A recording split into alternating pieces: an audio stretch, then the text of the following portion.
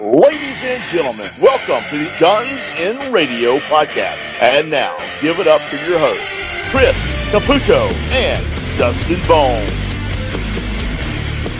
It's the Guns Radio podcast coming to you live from that crazy internet Al Gore invented by way always and forever, maybe, question mark, by gunsandradio.com. Courtesy of all the good people over there working at that website. I'm Dustin Bonez. This is Chris Caputo. What's up, everyone? It's episode 96 of Guns Radio. I guess I should introduce every fucking body. I forgot about that part of this pitch here. Yeah. But anyway, tonight on the show, we're going to be reviewing a song for Beverly by Duff McKagan. Is it by Duff McKagan or by Loaded? Duff McKagan. This is from the unreleased album, Beautiful Disease. Previously owned by Caputo Records. Nice, and we'll be checking that out. What? And of course, if you haven't already guessed, our guest this week is Jeff, formerly of GNR Central. Man, what's going on? What? Not much. Another beautiful day here in Ohio, and can't complain, man. We're getting to the upper 60s, and I'm feeling old just talking about weather, you know. But but you know, it gets you to the point where you know, you can appreciate things like that, especially after the last year we've had. So. Yeah, I agree with you, man. It's been sucky, but I'm glad we're finally like where we can. There's an end in sight. So hopefully, yeah. I've got my first shot. Yeah.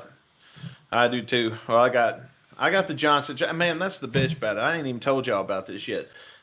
I got the Johnson & Johnson shot, right? Because we don't get to pick with my insurance which one they give us. They give us what they have. Right.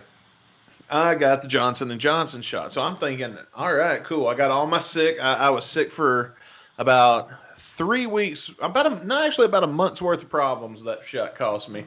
Really? Yeah, but it was all pre-existing shit because I had a sinus infection and I was stupid and I didn't wait until that was healed to get the COVID shot. And so that affected my immune system, fighting with that and adjusting to that. And, I can't believe I'm going to tell this on the show, but I'm going to tell it. I got shingles. I'm showing my age now. Damn. If I'm not mistaken, isn't that like kind of adult chicken pox in a sense? It's like chicken pox, but for old people. Yeah.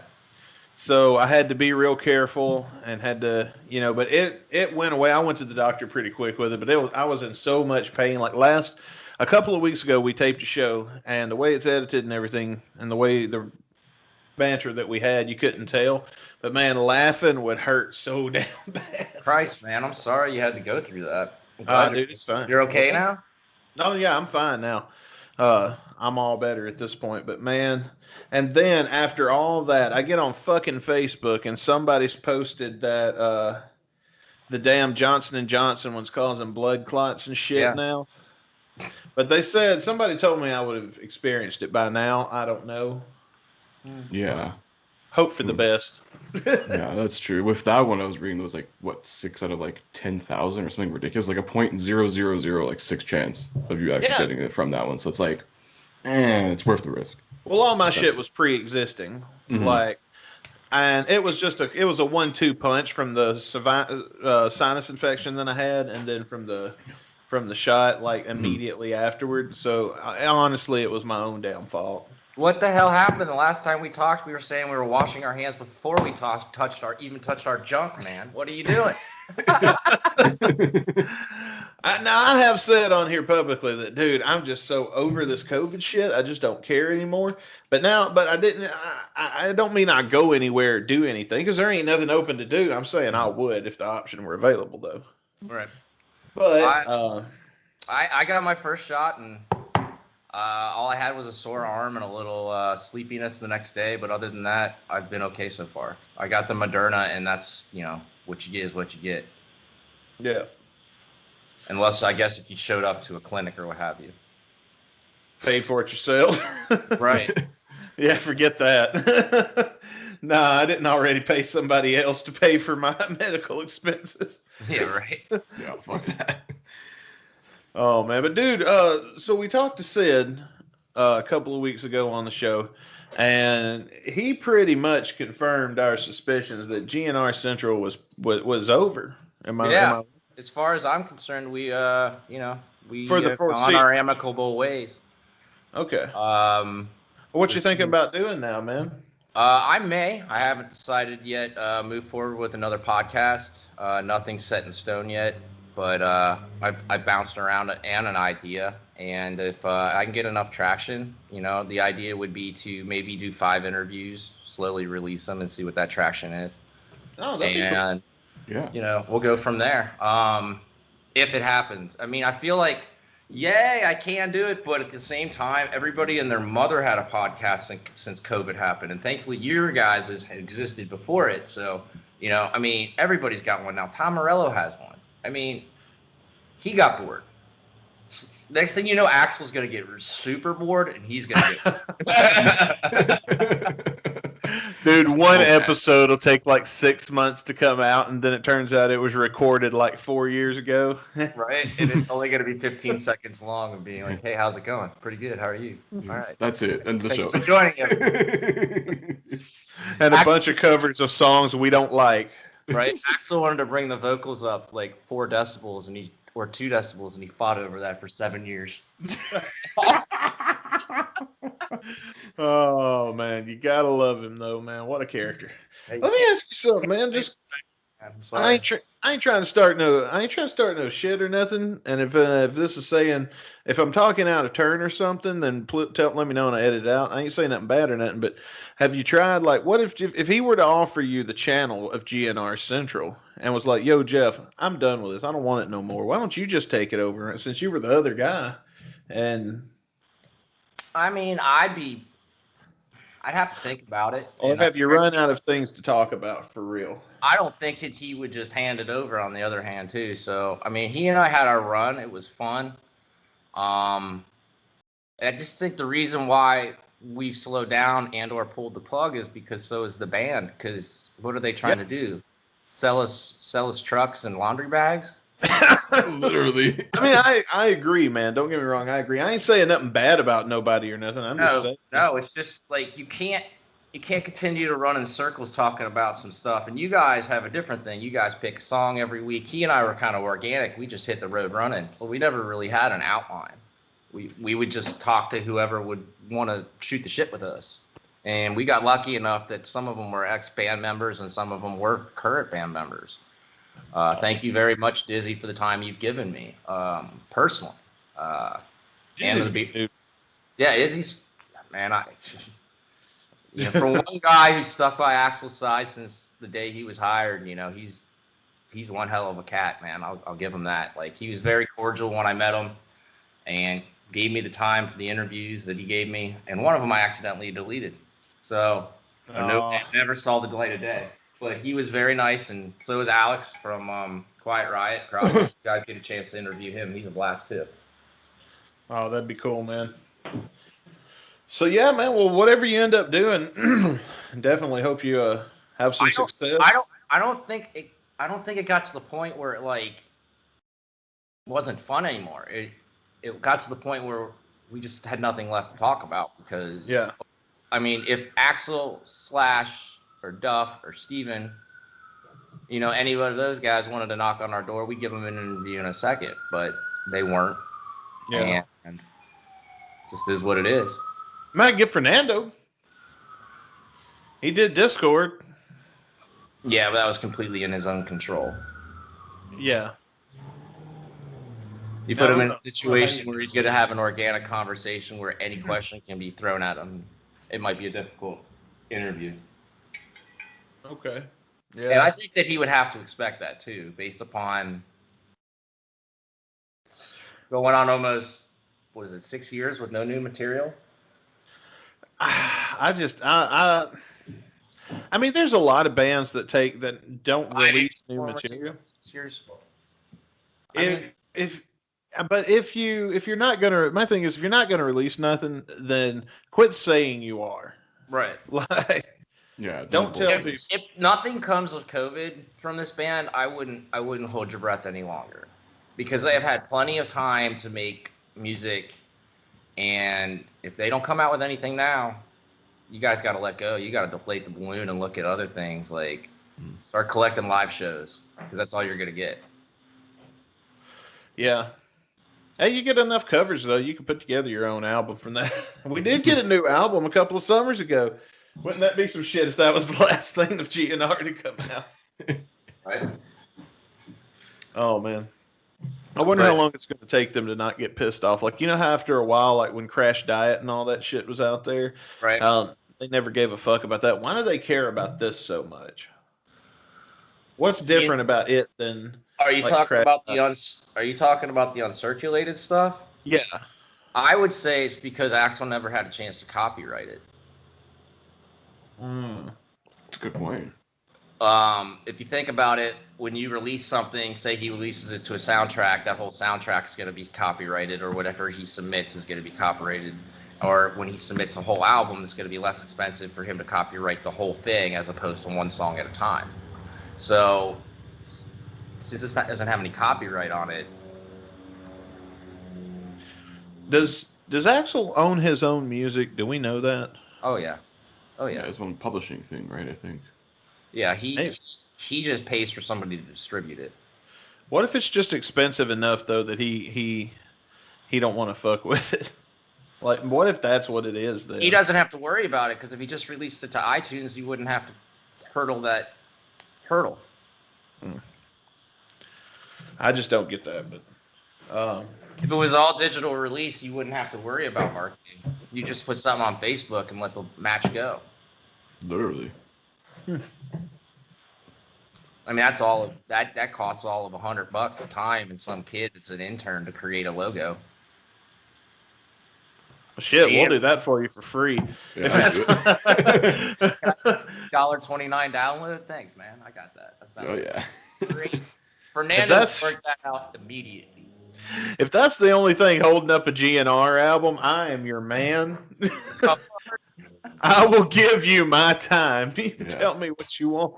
Just look on our Instagram at Guns and Radio Pod. You'll see all of Dustin's work there. There you go. I would do that for free just to get it the fuck out and get it over with because I want to know what it's going to sound like.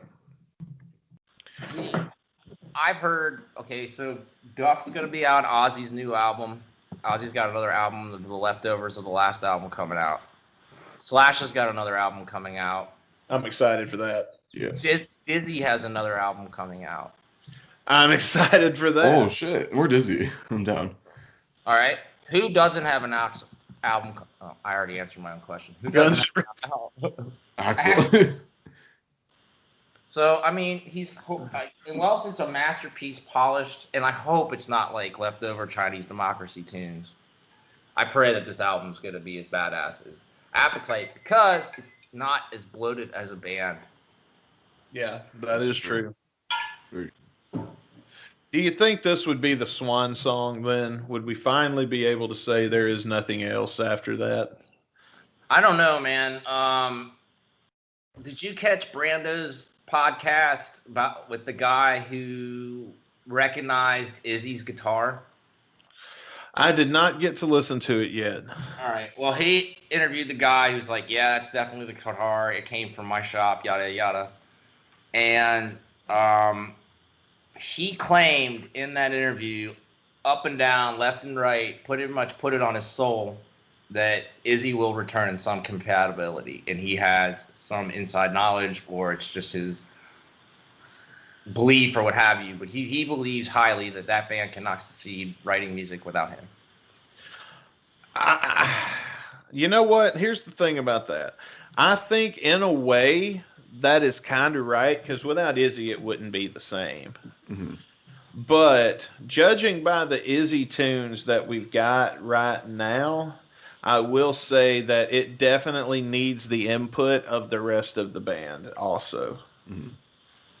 That's just of the songs that we've listened to on this show. It's not going to be the same no matter what song you listen to until it's the original 5. Period. Sorry. It's not. I don't care how you try to code it, frame it, try to write it, try to bend the chord, try to hold the end note as long as you can. It's not going to be the same until it's the same 5. And that's the same 5 we were introduced to, and that's the same 5 we're accustomed to. And we were lenient. We were lenient on the Illusions albums because we bought the bullshit press that was being shoved down our throat. That Steven was the addict and Steven was the one holding it up. Where, in my opinion, Steven was just the scapegoat. Yeah, it was probably Axl, I believe, because they have a problem with Axl doing November Rain. Because I remember hearing interviews about November Rain and Axl taking forever to fucking make that back in like '91. Because he literally went in and he did all the orchestra shit by hand with the synthesizer and wrote all that shit out. And he did all that. Nobody came into the fucking studio and did that whole orchestra shit. That was all Axl. That's what took that fucking song so long. Nice. I would have hired somebody else. Yeah, I mean, you could hire a symphony orchestra for one day and probably like 100 Knock that right out. And that's a drop in the bucket for Axl, dude. But no, he wanted to be OCD about every single note from every single playing instrument in that song, except for the drums, bass, and guitar. Speaking of Axl and the recording of Illusions and things like that, have you guys read the art? What is his name? Art Tavana? Art Tavana, yeah, his book just released recently. Okay. See, I have not actually heard that name said yet. Really? I've only read it. Yeah, Art Tavana. But Art's a friend, man. I consider him a friend, and I'm about 3 chapters in. I got his book, and then work and everything hit the fan like the next morning. So I've gotten 3 chapters in, and I may disclose that in my first 5 interviews, he may be one of them. Oh, that's pretty cool. Nice. I'm on. So far, so good. It's good. I'm doing the audio book while I'm at work and doing all of my crunching my numbers and shit. And I'm up to, I think I got up to chapter 7 before I noticed how far I was into it. Nice. So it's definitely going to be it's going to be one of those things I can tell from right off the bat that it's going to have re-listen to ability. Does that make sense? Yeah. Well, rereadability as well. Yeah, definitely. He sent me a personalized copy, and I'm truly honored, humbled, and grateful for it. Thank you, Art. I saw that. What input did you have on the book, or were you involved in the creation process at all? He was kind of coming in from all angles, just compiling a bunch of information for the book, and then deciding where to go from it. From my outsider's point of view, looking into how he put it into composite. So, he'd ask me questions, ask me if I've read articles. He interviewed Sid and I in regards to the wanker situation. Yeah. Off the record, because I don't know if he published anything about it, because I haven't gotten that far in the book. I hope not. I don't want anybody saying that fucker's name and giving him more power. There's him and a few other people. Attention. Yeah. It ain't giving him no power. It's giving him attention. Yeah, it is what it is. This was like 18 months ago, too. So while he's still doing his stuff. That's really cool, man. And what do you, so you've got a book that you helped create in essence. So that's really awesome, dude. A published novel. Yeah. It was humbling. And, if he did anything like it again, I'd be more than happy to have his back. He kind of went, and I hope he doesn't hate me for saying this, but once he was got into the pocket of writing it, he didn't want to talk about Guns N' Roses. So he kind of was all, because and then once he was finished, he definitely didn't want to talk. Yeah. It's like, I'm done for a little bit. Yeah. I will admit sometimes on this show, it'll get out of my system right here. So I think my friends like that I do a Guns N' Roses podcast because I get it all out of my system here, and then they don't have to hear about it. Right? Yeah. Absolutely. There's this 2 sides of my life. There's this side, and then there's the life that I lead. There's this side is my, don't mess with it. This is where I go to have my hole and think for a while. Talk about something that's cool. Oh, man. So, earlier we was talking about if GNR released a new album. Let me ask you guys this. Would you rather Chinese Democracy be the last album, or we get a new album, but it's all electronic dance? So what, a DJ Ashba album? Yeah.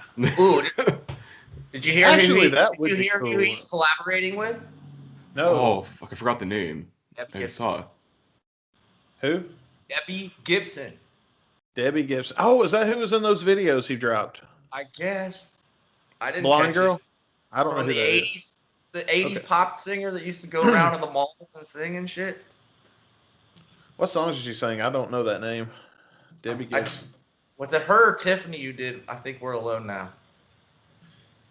I've heard of Tiffany. Tiffany did Meatloaf and stuff. They were competitors. They were like the two girls that would go to the mall and compete against each other for mall gatherings, I think, in the 80s. This might be her. One of them did Playboy to say, like, I'm not the prude. Okay, yeah, that is her. I saw that he dropped a video of them hanging out. Like, it just looked like them hanging out in the studio. Yeah.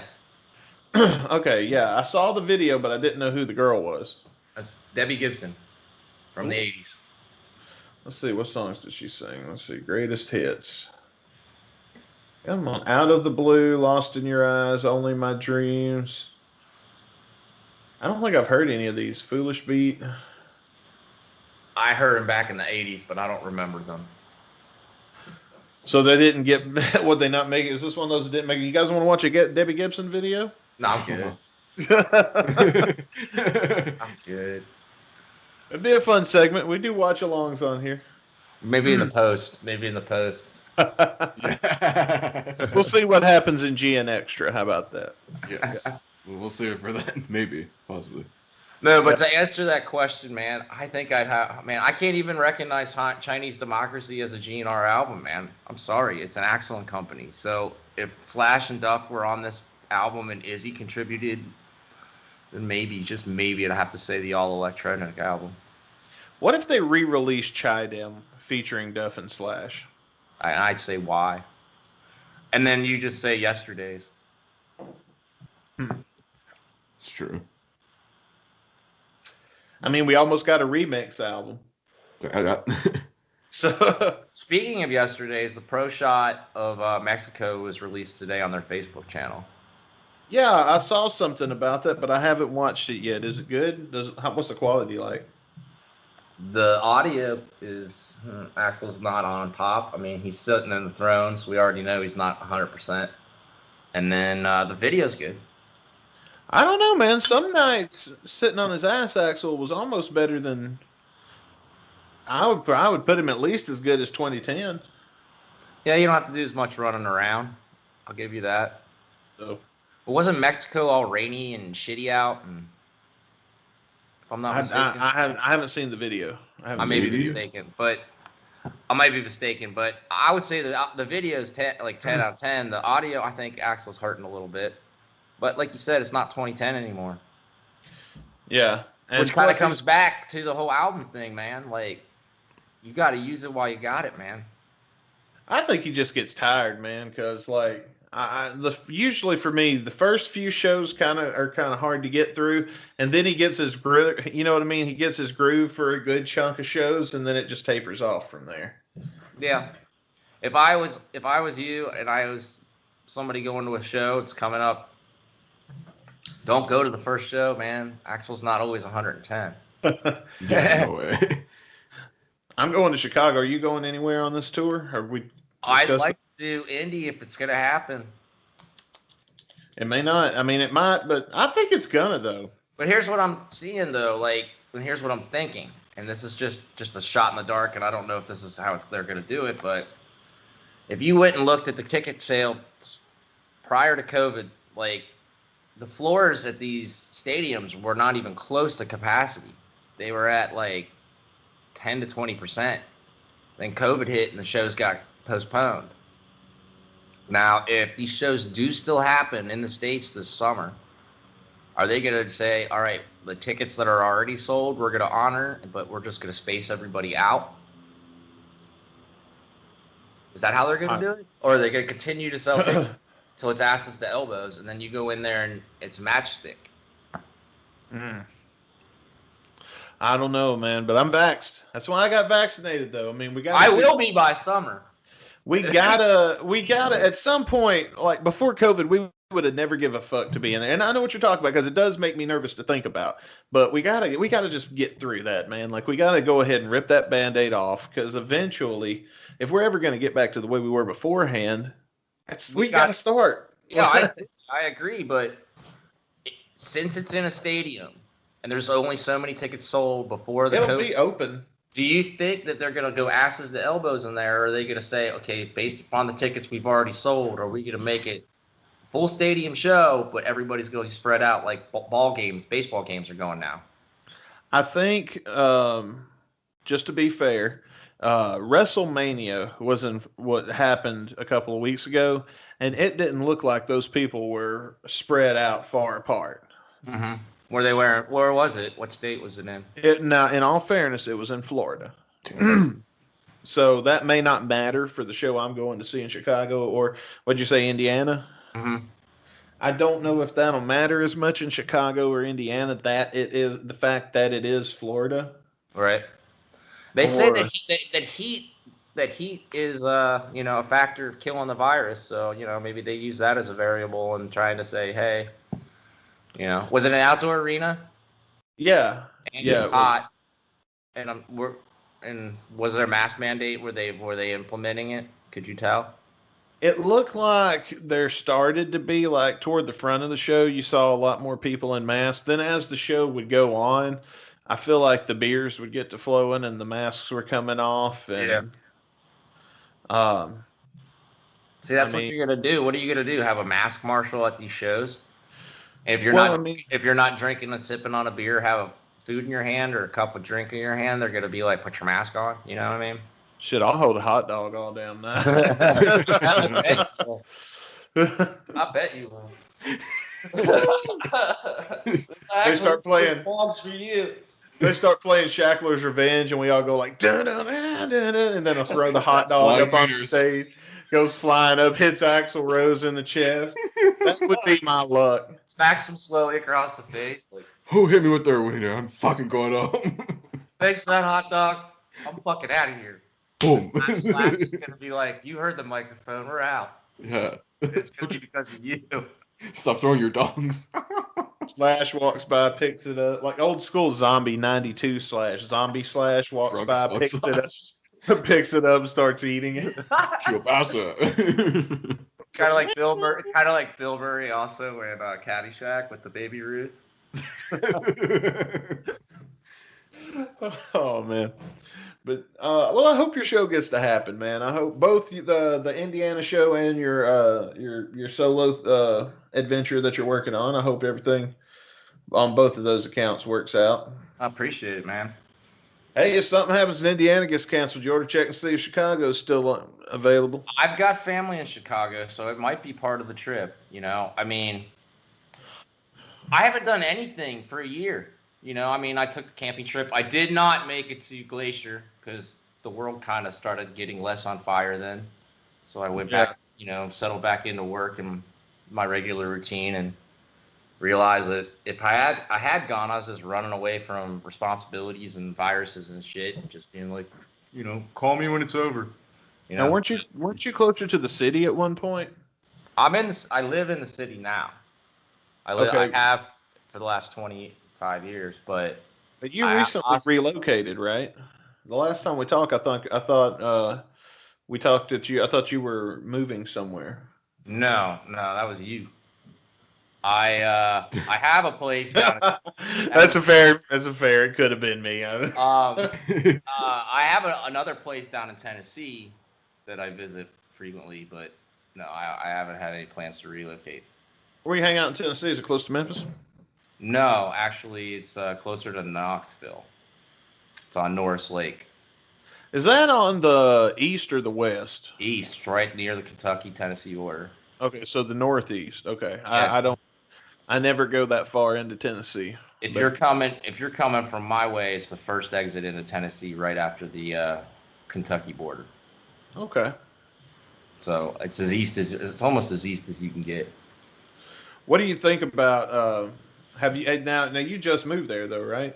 No, we've had that place for about 13 years. Okay. So you say you're going to Ohio. What are you going to Ohio for? I live in Cincinnati primarily. Oh, okay. Yeah. Okay. So you did go from Tennessee to Cincinnati? Uh, yeah, I have in the past Or, couple weeks. Yeah, and I will okay. be soon again. Fun. Are you when you're traveling and shit, do you still get nervous and shit about like pumping gas or anything like that? Hell, well, dude, I've got, like I said in our last podcast, I've gone through more hand sanitizer in 4 months than I had in 40 years, and that hasn't changed. I'm just being cautious. I still wear my mask, and if I'm gonna pump gas, I just grab a napkin, pump it, keep that napkin in my hand, throw it away. Use the napkin to punch my key card in or whatever for the payment. In and out. I gotta be honest, I forget to do all that. Dude, I'm OCD, man. I have to I know I should, but I forget. I have to, man. I have one pump of like hand sanitizer where it's like all the small bottles or all the like other bottles where it's got like a few pumps in it. I've all like amalgamated it into one bottle. I have that bottle. I have that same bottle of hand sanitizer. So it's kind of like leveled where like the good stuff's on the top with like straight pure ethanol, and the bad's like creamy part that like makes it like smooth on your hands is at the bottom. It's bad.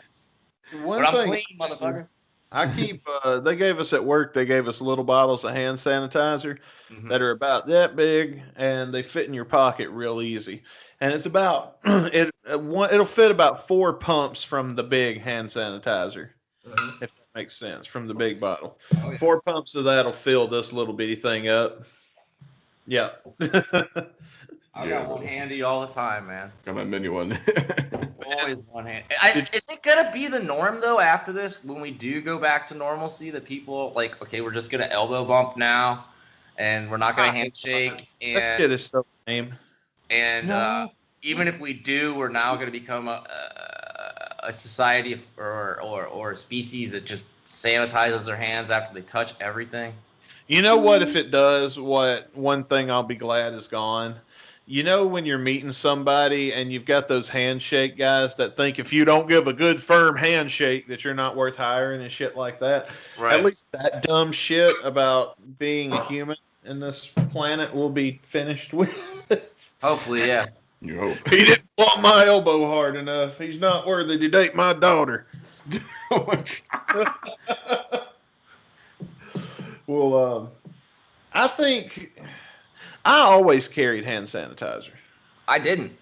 I was like the more muck you get in there, the better your immune system will get, and you'll be I didn't use it all by hands. That's okay. the thing is I kept it. I went through a phase where I used it a lot because I always had it on me because I wouldn't shit in the toilets at work without giving the ring a good wipe down with some hand sanitizer first, and that's what it made me feel better about the. They make those little like pocket-sized small tubes as Lysol too. Yeah, but that's a little more obvious to have that little Lysol spray bulge sticking out of your pocket there than just a little bottle of hand sanitizer. Have I ever told y'all my story about the girl and the hand sanitizer, the girl I pissed off? Oh, no, I haven't heard this one. Oh, do tell. Oh, my God. Okay. So, shit. It's too late now. We done built interest. So I was a single man. I was probably 19, maybe 20, maybe a little older. I really don't remember. But I had started working at a certain company where it was my first office job, and they gave you bottles of hand sanitizer at work because it's a call center and we all worked together, and they didn't have cubicles. They had rows. And germs spread in that motherfucker. If one person gets sick, everybody gets sick because it ain't very ventilated, and it's just right. We're all in this enclosed space together. So they passed out hand sanitizer. So when I first got there, as a nervous habit, I would reach my hands in my pocket. I would squirt some hand sanitizer just because I have ADD, so I always got to be doing something with my hands, whether I'm flicking a click, click, click, or playing with a toothpick or something, or I've always got to be doing something like that. So Right. hand sanitizing my hands had become a nervous habit.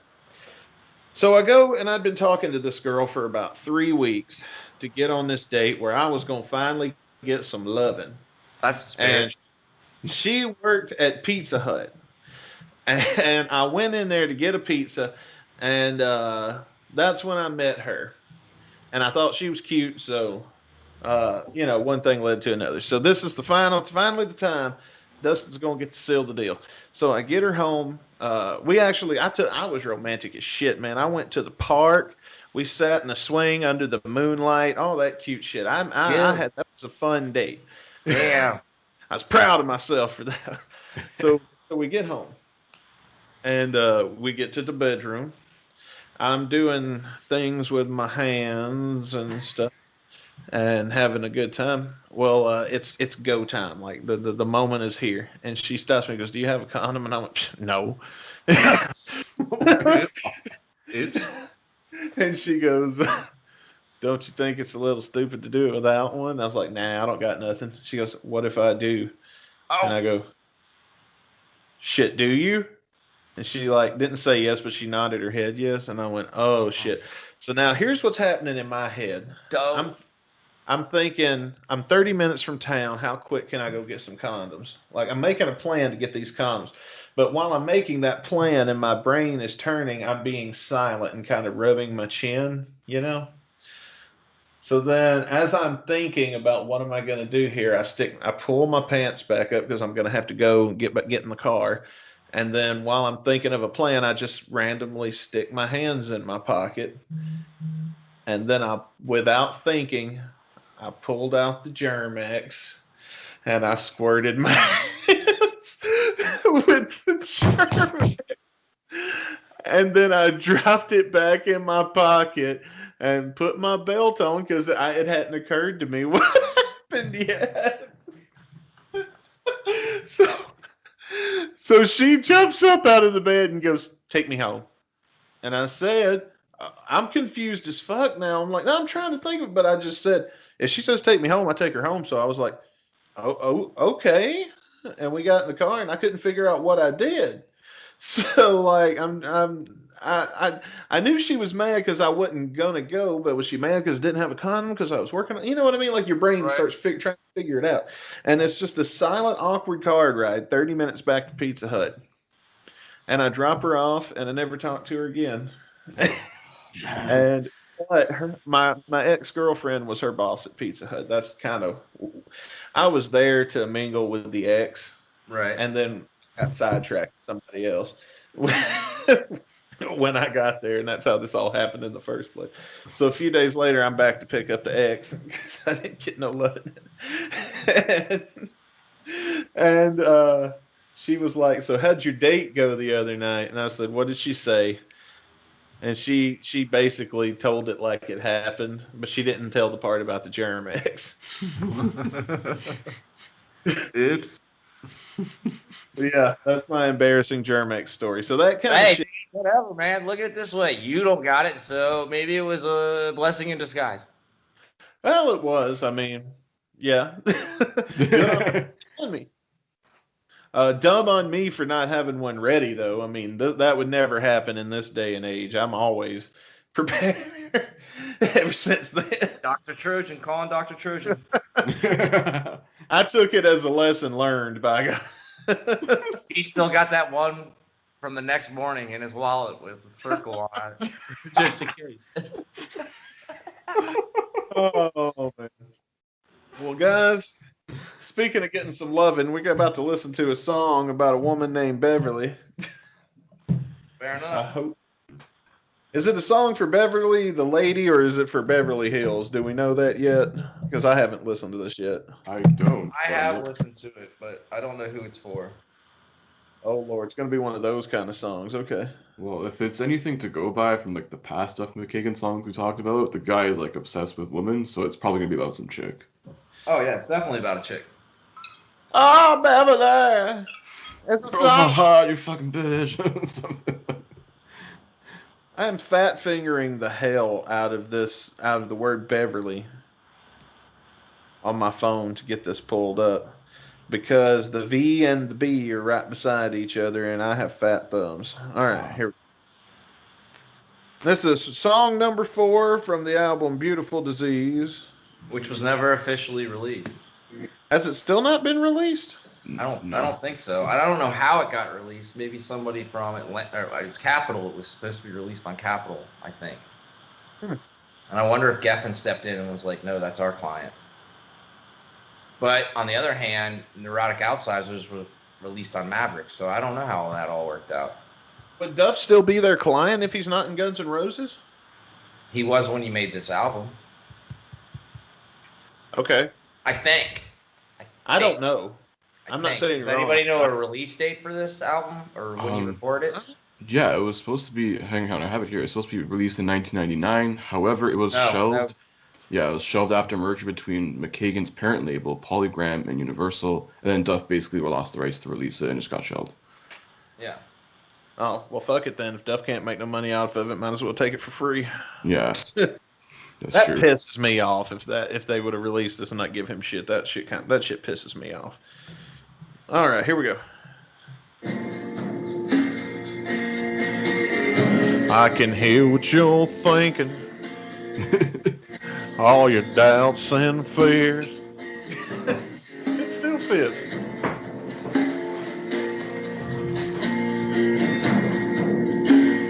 Kind of starts off like Something in the Way by Nirvana. I wouldn't insult it that way. I think it's quite good so far. I'm not saying it's not good, but I'm simply saying it kind of sounds like it. I've got to be honest. I ain't listened to much Nirvana beyond what's on the radio. That's on the radio.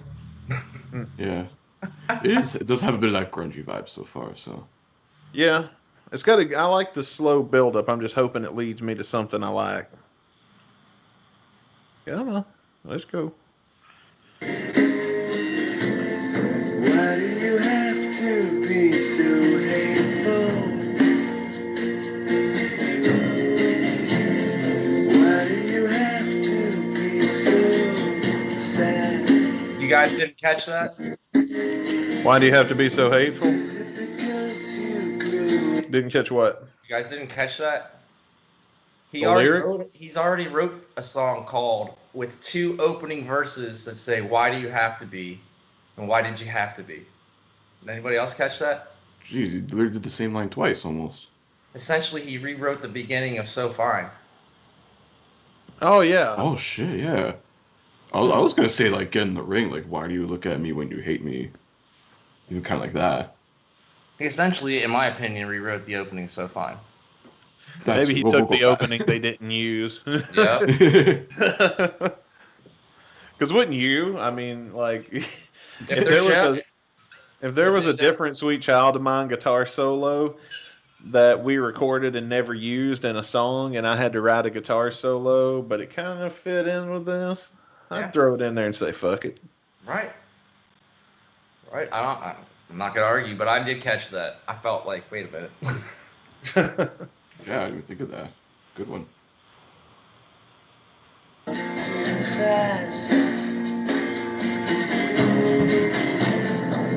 Someone break your heart back.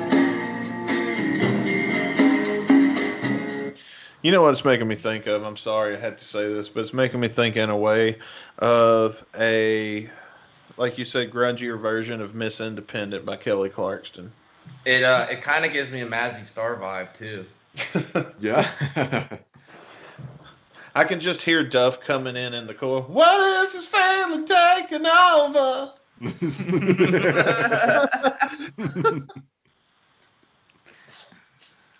Oh man. You are so beautiful.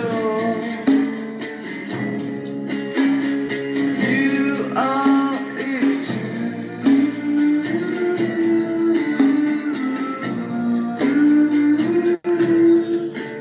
Jeff, be honest with me.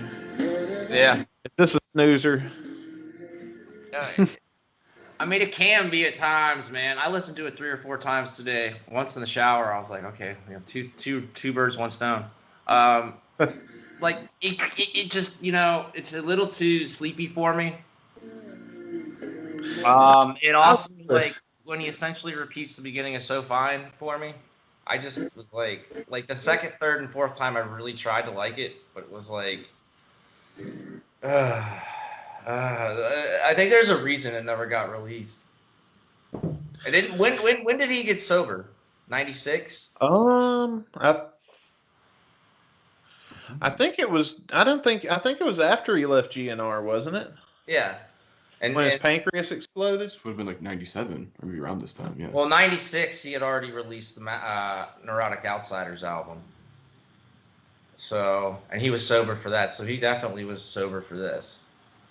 So, at least this album wasn't all over the place like the other one. Believe in Me. Mm-hmm. I'm trying to find it, but I can't. Let's see here. I can't find exactly when it happened. I'd say it was at least 95, 96.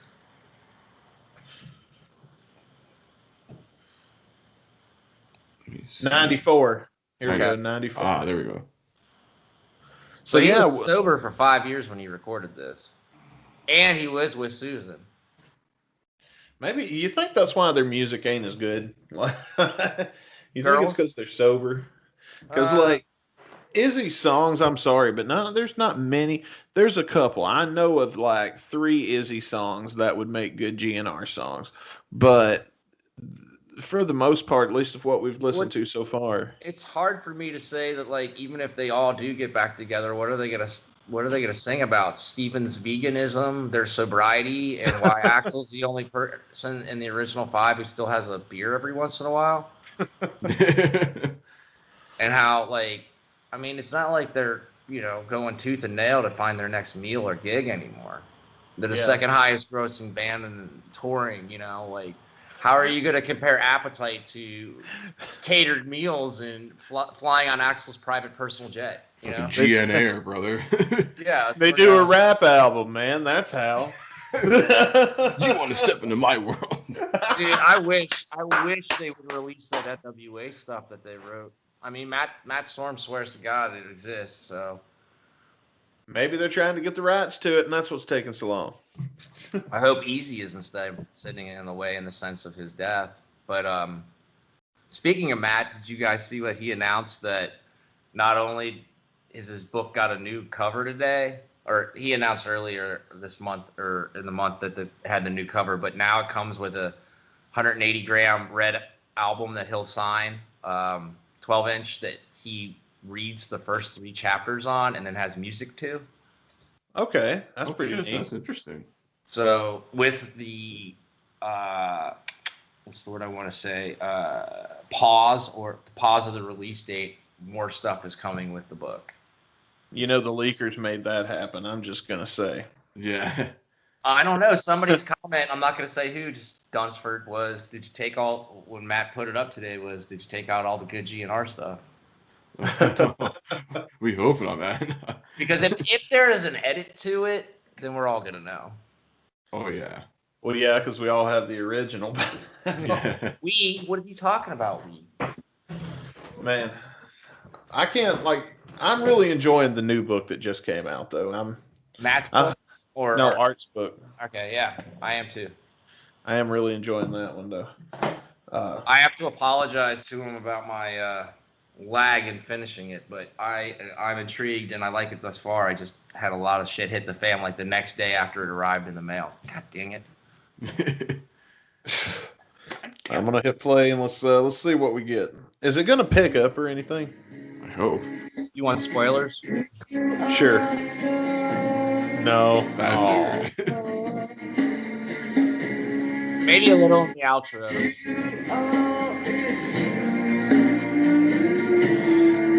Man, this is grinding. Yeah. It's wearing on me. I mean, if you're gonna make a love song for a woman, at least let her get up for a second and dance to it, Yeah. I know, right? Michelle had it made, man. Good show. I do love that song. Can you imagine if it's 1984? You're in somewhere in fucking LA or 85, whatever the fuck it was, and you're in some little fucking tiny ass place in LA, and here comes Guns N' Roses singing My Michelle, and there's Michelle dancing on the stage with them. And you're the only person in the room that's fathoming what you're seeing right now. I would have killed to see some of the early Club Day shows, man. If they were anything like that Troubadour show, though, that looked dope. Yeah, but imagine it with like everybody 3 sheets to the wind, including the band, and just debauchery to times 7. Oh man, That's kind of tame compared to their other shows, man. I feel like there's a taste of it there, though. I might be wrong. I could be wrong, I but think that's what they were going for. Like, it's a little taste. It's a little taste, but it hasn't really gone back to that. I'm kind of waiting for one of them to fall off the wagon hard, but it hasn't happened. Like, come on. Oh no, we don't want that. I know I don't, but I mean, come on. Like, something's got. I need some drama. I need you to release something, do something, dude. Give me a reason to give a shit. I mean, you didn't want Scooby Doo? Yeah, well, yay.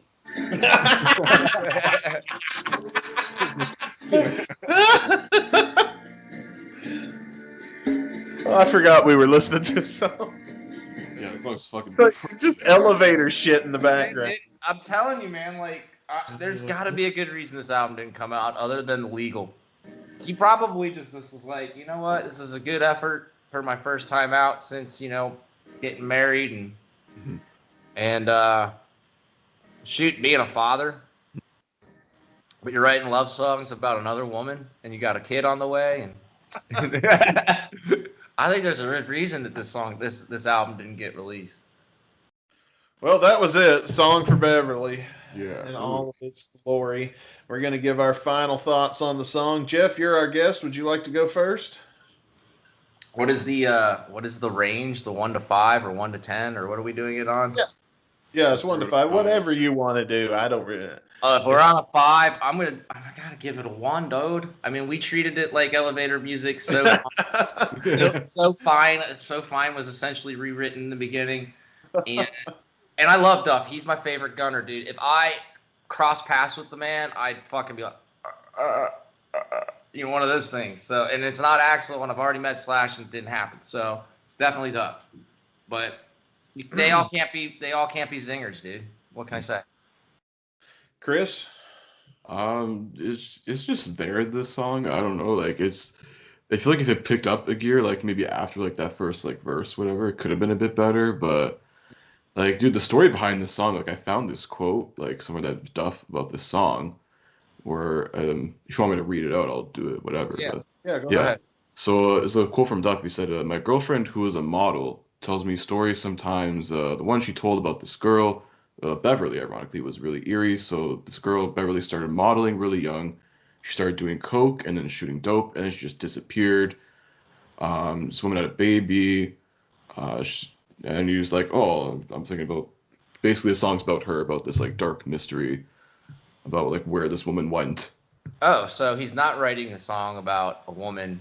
He's actually writing a song about a woman his wife told him about. So yes, that's not creepy. Okay, that's not. I don't know, man. Would you imagine? I don't know. It'd be like writing a song about one of her friends. Like, you know how your girl will have that hot friend and shit, and We'll write a song called "I Just Want to Bang Your Friend." Just called "Give Me the Threesome" already. Yeah. See, that's the thing. Every male out there knows what I'm talking. That's the thing with Susan. She's got her own money, so she could be like, no, no. Duff can't pull the whole like prize winner under the roof card, like, Maybe that's good. Maybe that gives them a normal marriage. Good for them, man. Like, this is so far is the one that's worked for him. So, and he has 2 daughters that did not end up on the poll, so he did really well. That's always a plus. Yeah, that's always a plus. Can't agree with that. So, one's in college, one has her own band. Do their thing. Good for them. Chris, do you have anything else you want to add? The song's just there. I don't know. I feel like if you're writing, like, I like the whole story behind the song. Like, he's like writing about this like girl and stuff, but like I know it's kind of a depressing story, but like, does it have to be that fucking depressing? The song, like, Right. give it something, man. Now that I know a little bit more background, I'll raise it to a 2. But like, I don't know. You think it would kind of pick up in the outro, you know? No. Something, anything. Kind of like if you think about "Loving the Alien" by VR. You know, the outro, how it was slow, kind of all the way through, and then the outro. You didn't get that in this song. You know? No. I don't know. Now that I know the backstory, I'm gonna raise my ruling to 2. I'm gonna stick with a 1. I don't know. That's a 1 for me. This could have been a lot better, I think, given like the context of like, you know, but the lyrics and the meaning behind it as well. It's just could have been a lot better. All right. Well, for me, I'm gonna. It's getting a 0.5. I'm only gonna give it. I'm only gonna give it a half star. Like Chevy because, Chase movies? You're gonna give it a Chevy Chase movie? Yeah, because the reason is though, because damn, dude, like you said, man, we completely ignored this song. This song got better when we forgot it was playing, and we're having a conversation. Like that's got to mean something. Like I said, man, there's a reason it didn't get released. I'm not saying 100% But it's got to be legal. I'm gonna go ahead and give it a half star because during that maybe there was something I missed. But to be honest, I'm not interested enough to go back and find out. No. I think I was stretching it by I think it was the 4th time that I realized that it had the same intro as So Fine, and that's when I was just like, all right, I'm good. Just lost interest. Yep. Yeah. The first time I listened to it while I was in the shower, it was kind of like, you know, you're forced to, so I had to. Yeah. I couldn't. This is fall asleep on the shitter music, man. Come on. This is when you wake up at 5 a.m. like, how the fuck did I get here? What happened last night? Jesus. I want to tell you, kids, listen, this is an old man warning you out there if you're listening. Don't ever fall asleep on the shitter.